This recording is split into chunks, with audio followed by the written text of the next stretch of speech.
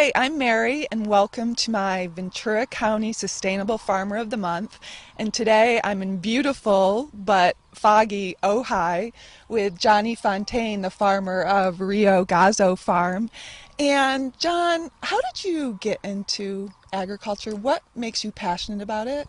Well, initially, I was involved in cooking and did a lot of cooking, and so I kind of started in the kitchen, and then really felt like I wanted to get involved more in production. And Elizabeth, my wife, picking right there, was Elizabeth Fontaine. Fontaine, the other farmer from Rio Gozo, Hello? also came to it through cooking, and so then I think both of us felt like we really wanted to know food from the farm to the table, and so we got involved in it that way. Yeah. So it was the fresh aspect and going through the whole process of growing the food and watching it grow Yeah. and then preparing it for everyone. Yeah. I mean, I guess it would be like if you were a painter and you started mixing your own paint. So you kind of create the palette that. So we're standing in the middle of his gorgeous palette, and I'm surrounded by all of these. A lot of farms that I go to lately, they grow one or two things, Sure. and there's such a wide variety here. What are you growing right now? What are you harvesting as well? We're harvesting. Well, right now we're harvesting chard. Yes, and we're growing beans, squash, tomatoes, eggplant, bell peppers. It's our goal really to grow pretty much everything you can within season. And And we grow for a CSA, so our Can you tell us what a CSA is? sure CSA stands for Community Supported Agriculture, and so we have community members that subscribe to this farm, and they desire a large variety of different food in their box that they get once a week. So all members receive one box every week for 12 weeks in a season, And you said something to me earlier. You said the most important thing in CSA is community, and without the community, this would not happen. yeah, it's the C part because in fact, that's how I got to be a part of this farm is through our larger community here in Ojai and through existing farmers already. And I jumped on and got excited about farming in Ojai and staying in Ojai to do so. And So the community volunteers for you. They do everything from weeding to what else do they do? we pick a lot of vegetables and. Gosh, I'm distracted by here comes one of our community members now, but you'll see a lot of kids showing up here at the farm pretty soon. There'll be parents, there are teenagers that come out, and it's a wide variety of member or community members here from Ojai, friends of ours, but also CSA members come out too. And so they're here volunteering for you, doing all different farm tasks, which is really helpful for you. And then where does the CSA? Where does your food end up? What farmers markets? we actually don't do any farmers markets. We exclusively do the food for the CSA group, but it ends up at a place called the Art Barn in Ventura. And they also are pretty much a community group, and they do counseling, and they do like network support for a lot of different things, but primarily for children who are being raised by people other than their parents. So something has happened in their life, and like maybe a brother stepped in to raise the kids, or an uncle, or something like that. And they're a diverse group, and I think that to harken back to what you were talking about, I think that diversity is really what excites us the most. So diversity of our community, the diversity of our crops, and all of these things are what provide kind of a healthy backdrop for both community and for farms and stuff like that. So with the diversity also comes like renewed passion and looking out across the field. We have to collectively know how to deal with all these different types of plants. They all have very specific ways they want to be grown, handled, produced, picked. And I think it's true for community. There's not one specific sort of snap-on model for how communities work, or how you how they proliferate, and so you have to provide that kind of attention to detail and intention to allow the space and allow these things to kind of flourish on their own. Yeah. So many people think growing food and growing vegetables is easy, but what you just said, every different plant needs very specific attention, and you need to know how to take care of it. So thank you for that. That's part of being a wonderful farmer. Yeah. I mean, and then I think not only the picking aspect, but we provide, Elizabeth does a lot of our blogging and recipes. So it's one thing to get it out of the field. It's another thing to make magic with it and put it on a table. And then again, so you've picked it, you've packed it, you've grown it up, and now it's on a kitchen table. How do you make it into something good, into something like, how do you create magic with zucchini so your kids want to eat it, kind of thing. Yes, and I noticed, because I am one of your Facebook friends, that you are continually doing many different activities and dinners, and you really don't just talk the talk, you walk the walk, and you are providing the community with fresh made foods. Can you tell us about some of the local dinners that you've had recently? Sure. Well, just last Thursday we worked with Kat Merritt from Totally Local VC, and she pairs farms with chefs in Ventura County to raise awareness of all things local and good in Ventura County, including, I think it sounded like one of her primary goals was to get medium-sized farms back in Ventura County, or at least promote that. Yeah, and in the context of those, I mean, it can be really easy for us to become isolated and for our community to become sort of insular. Especially in Ojai. In Ojai, it's so small, and there's not that many people here. But then when we get to reach out, and we sat at that dinner, we sat at a table with people we didn't know, and then we tried to. Whether they're buying food from us or whether they're a part of our CSA or whatever, it doesn't matter. That's all like sort of fertilizer for a community growth. So it doesn't matter to me whether they're buying my chard or buying someone else's chard. They're still supporting the networks of farms, and that's good. And the locally grown effort. Yeah, and chefs and people. They had locally made wine and limoncello, and all these people are vital to our community. I mean, it is. And what's best about our community as well. Yeah. I mean, we're so lucky where we live. We can have broccoli, we can have avocados. I mean, people grow exotic fruits, and so more than really anywhere else in the U.S., Southern California, and specifically Ventura County, has like such an abundance of product. I know, we're so lucky to have this weather all year. So why Rio Gozo Farm? What makes this land so fertile and so great for growing your vegetables? Well, Rio Gozo means river of joy, and to our left is the Ventura River. It's the only intact watershed in all of Southern California, as far as I understand. And this weather that you see right now is actually coming in from Ventura, traveling up the river. A lot of the ocean birds are out here on the farm every day, and they make their way here, and then they make their way back. So we get sort of it's a false idea that Ojai is a separate place. It's not. Geographically, it's very connected to the ocean, even.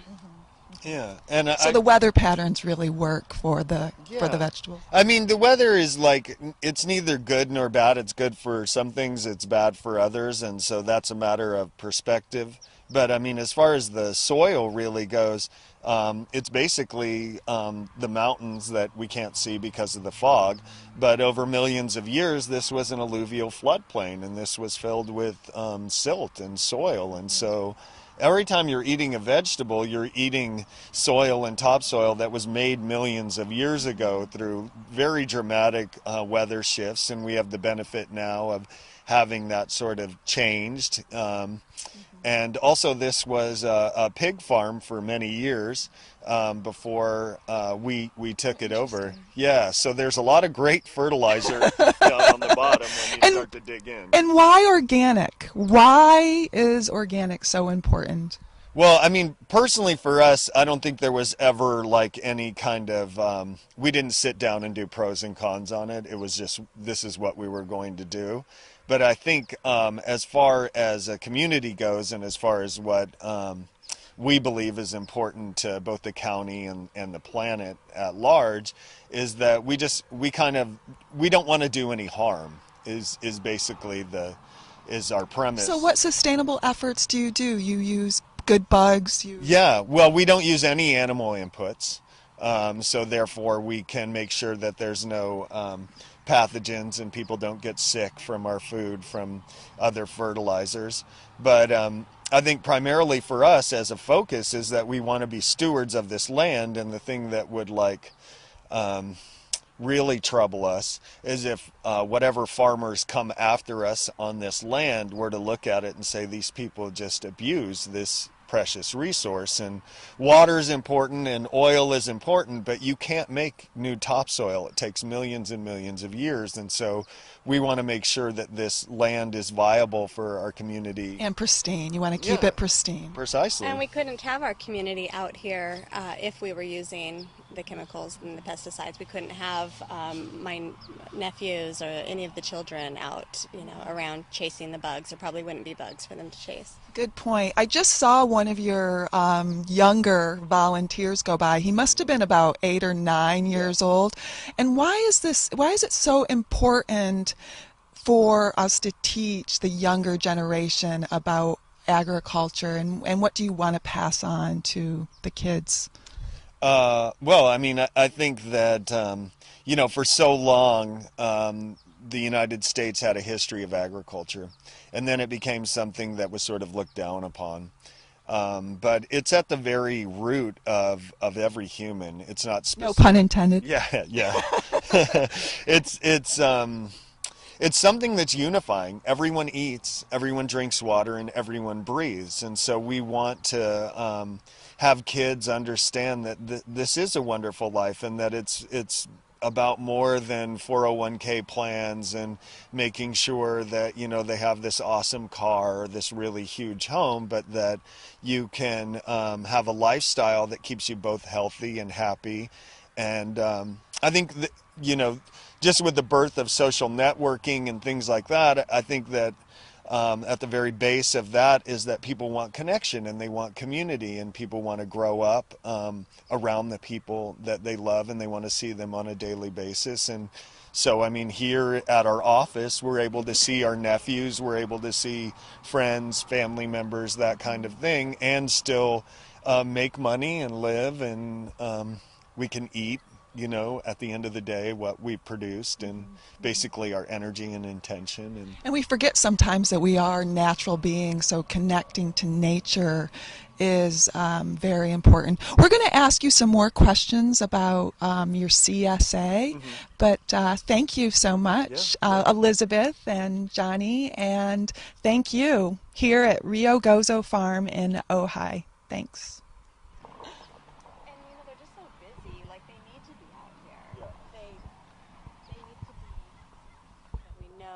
Basically are vetted, we vet it for our members, because we know it's organic, it's grown locally. That's But it's corn because of our space size, but people still want those things.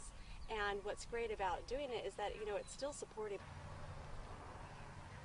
So it's an educational project that you're working on? Yeah, and it started out that it was I'm going to send a newsletter out, and that's mainly for the kids. Box at the school where they're already going to pick up the children. Why CSAs are important to schools? Do you want to answer that question? I could, yeah. He was born and raised on this farm. Yep. Because we send this sustainable Ventura County Farmer of the Month out to schools, I wanted to ask Elizabeth Fontaine why CSAs are so important for our school system in Ventura County. Well, community-supported agriculture depends on finding places where community exists as well as building community, and schools are the obvious place where there are families and families need to eat or want to eat healthy. And so schools are good places for community-supported agriculture to actually deliver or have a program located on their campuses. And it's great because that way families get together, they can open up the boxes right there and look around in it, get excited with the other parents, maybe share a community supported agriculture box or share a subscription so it's not so overwhelming, not as much food for any one family if you're a small family. And it's such a good example for the kids learning. Yeah, the kids get to see that this food just came in and what is actually in season, and why are there carrots and there are not summer squash in a particular box, and kind of get more used to what they're eating when they're eating it. But also we're interested in the aspect environmentally of our program helping to reduce the carbon footprint, and delivering a box of vegetables to a place where parents are already going to pick up their children and then at the same time pick up their vegetables. It's one less trip in the car, one less strapping the child into the car seat. And I think it's a great venue. We do deliver to one school in Ventura. It's the Ventura Montessori School, and we will. And has it grown from when you first started there? Have you seen any changes? We started there for one season, and then summer came, and we hope to start again in the fall. And yes, we hope it grows. So if there's some schools that see this and they want to start a CSA at their school, should they contact you? Well, I guess it really depends on the school and what they want to do. They should contact us if they want to find a farm that is organic, that is willing to bring the food to their school. But also community-supported agriculture started with where a community decides that they would like to have a farm, and that farm could be potentially at their school too, and they could hire a farmer to farm at their school and have it very interwoven right in with their system. So there's a few ways they could do it. Okay. Wonderful. So if you're a school and you want to have community supported agriculture and you want to learn more about community supported agriculture, I would contact Elizabeth Fontaine at Rio Gozo, and I'll tell you how to do that. Thank you. Things you see when you come out to the farm. This is a grasshopper hugging a frog. Get as close as you can. I've never seen such a thing. And these are some of the younger volunteers at the farm who are out here helping to pick and harvest the vegetables. And are you having fun today? Yes. Wonderful. Very good. And also there's another volunteer picking chard, and her name is Cheryl, and she is a friend of mine from Ojai. And Cheryl, why do you volunteer for CSA and for Rio Gozo in particular? What are you getting out of this? Okay, well, for CSA, because I really believe in the cause, I think community-supported agriculture is really the wave of the future if everybody could just find a way to get on board, even minimally. And for Rio Gozo in particular, because of John and Liz, they're friends of ours, and they've just been so enthusiastic about what they do and infectious in their cause, and that's really translated to all of us. So we feel like it's a real gift and an honor to be able to come here on a weekly basis. We've been participating for about a year, and it's to the point now where if I don't come, it just, It feels like something's missing. It feels like something's missing. It has a real grounding, grounding effect on all of us. So when we, for whatever reason, don't make it out here to participate in the pick, you really feel that something's missing, and the week just isn't as good. So. And it doesn't take much effort. I mean, you come out here, and how many hours in the morning do you come, or how many hours a week? I would say it's roughly 3 or 4 hours at the most, sometimes less, but the beauty of this situation is that if we only had, there have been days where I've said, hey, I have to go work at 9:30 or whatnot, and I can be here for an hour or two and then I'm going to have to go. So it's sort of come and do what you can, and And it makes you feel good, and it Yeah, makes your yes, kids and feel then- good, and it makes the farmer feel good that you're here. Exactly. And then, of course, the whole thing is punctuated with, and here's your bin of produce for the week for helping out. So And they give you you take a share. As a volunteer, you take a share home each week. So, I mean, you know, look what we get. and you must feel so grateful that you helped in the process of it when you Oh, get that yeah, box and when you yeah, sit help. down to eat your food at night. Right. Don't you think about that you We think about it every day. We think about we eat from this farm at nearly every meal. So it's and had that's a what real- community agriculture is all about. Exactly, and you really feel like it's interesting because somewhere in your mind you know the people you're out here working the land with, and you're all sharing the same food, and there's something that really it has a real connectivity effect that you sense as you're having your meals. So it's cool. It's been a very enriching experience for us. Enriching experience. Thank you, Cheryl, for talking to us about thank you. volunteering for CSA. That's wonderful. Thank you for helping all of us. Of course. Thank